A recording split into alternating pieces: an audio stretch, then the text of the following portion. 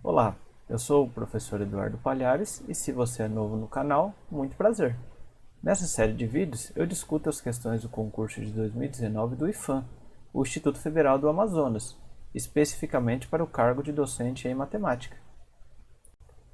Bom pessoal, então vamos continuar aí com a nossa solução das questões do IFAM, né? Hoje a gente vai trabalhar na questão número 37, que trata de um problema de análise combinatória, né? Então, basicamente, a gente tem aqui os 6 dígitos 2, 3, 5, 6, 8 e 9. E ele quer saber quantos números de 3 algarismos que a gente pode formar, né? Então, primeiro a gente vai separar esse conjunto, né? Descrever ele. Então, é um conjunto de 6 elementos, né? Ou seja, a cardinalidade dele é 6. E, bom, esse seria um possível conjunto que a gente poderia formar usando 3 dígitos, né? Mas a gente poderia variar esses valores, né? Por exemplo, a gente poderia pegar o 2, 2 e 3, ou mesmo o 2, 3 e 2, né? Ou algumas combinações possíveis, por exemplo, 2, 2, 4, 2, 4, 2, o 2, 4, 3, o 2, 8 e 9, né? Então são várias possibilidades. A gente precisa contar então quantas são essas possibilidades. Bom, aqui começa uma dúvida que ela é muito comum entre os alunos, né? Qual a forma correta de contar isso? Então a gente conhece basicamente o conceito de permutação, arranjo e combinação. E muitos alunos costumam ter dúvida de qual desses métodos usar em cada situação, né? Eu vou tentar explicar então a diferença entre eles, né? Antes da gente prosseguir com o exercício. Então vamos supor aqui que a gente tenha esse conjunto e a gente quer permutar ele, né? Então, bom, a primeira permutação trivial aqui seria esse próprio conjunto, né? Um conjunto que seria 2, 3, 5, 6, 8 e 9.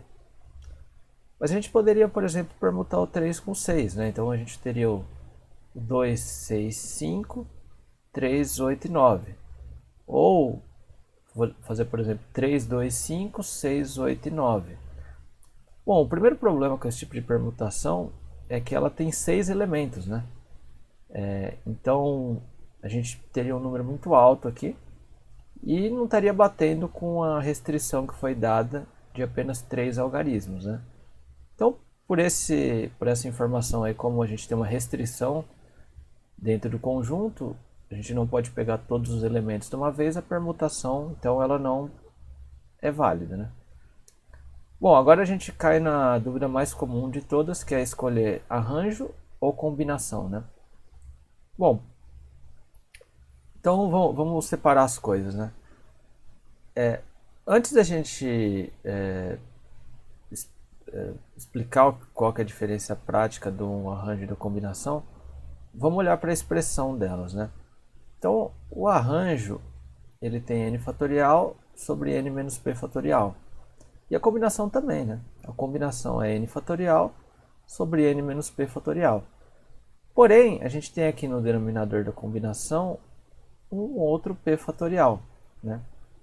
Bom, esse p fatorial ele é maior ou igual que 1. Por conta disso, se a gente comparar arranjo e combinação, como esse termo é maior que 1 e ele está no denominador, então a combinação ela vai ser sempre menor ou igual que o arranjo. Na prática, se a gente fizer uma contagem usando arranjo e uma contagem usando combinação, a gente vai estar considerando menos casos na combinação do que no arranjo, porque esse valor vai tornar a combinação menor que o arranjo.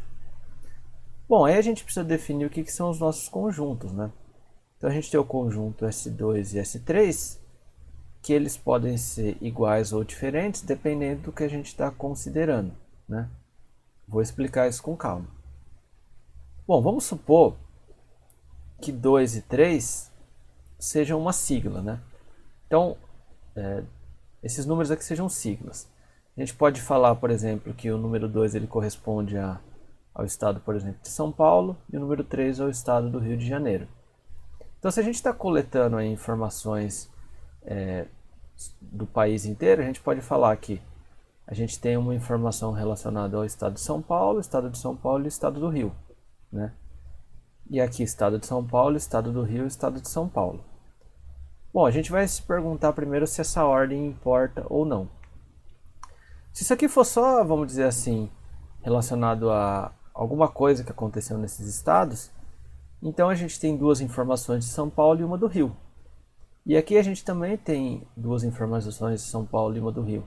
Então se a gente só está contabilizando de onde vieram essas informações, esses conjuntos aqui S2 e S3 eles são iguais, porque ambos contabilizam duas informações relacionadas a São Paulo e uma relacionada ao Rio.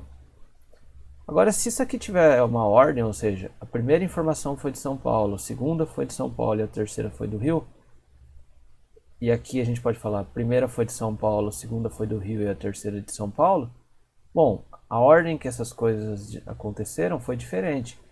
Então, esses elementos eles são essencialmente diferentes, né?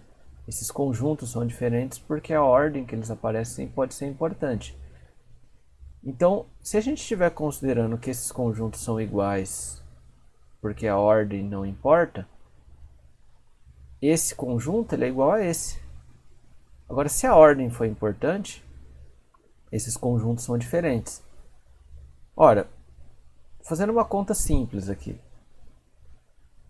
se a gente estiver considerando apenas S1, S2 e S3, e S2 e S3 forem iguais, aqui a gente tem dois conjuntos diferentes, S1 e S2. Agora, se S2 e S3 foram diferentes, a gente tem três conjuntos diferentes, né? No caso, se eles são iguais, a gente pode cortar um deles, a gente não conta. Então, comparando aí arranjo e combinação, quando a ordem ela é importante, a gente vai contar mais conjuntos. Ou seja, o número vai ser maior, ou seja, é um caso de arranjo. Quando a ordem não é importante, a gente vai excluir conjuntos repetidos e aí a gente vai ter um número menor. Então é uma combinação. Então, para casos onde a ordem importa, a gente tem arranjo. Para casos onde a ordem não importa, a gente tem a combinação. Bom, pensando agora no nosso problema, né? O número 223 ele é igual ao número 232? Não. A ordem, nesse caso, ela importa, né?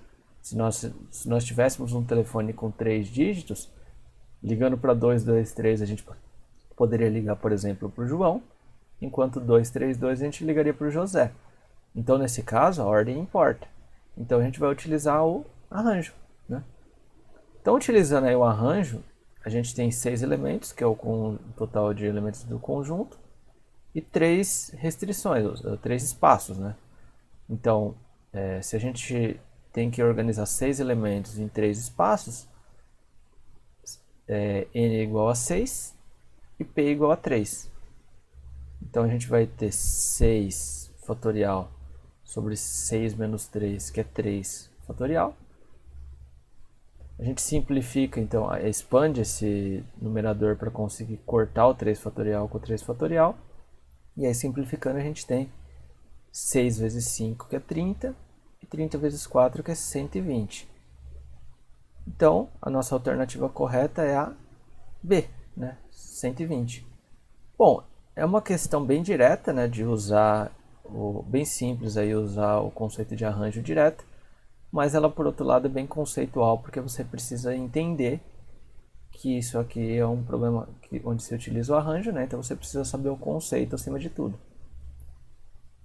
Então, por hoje é isso, pessoal. Até mais.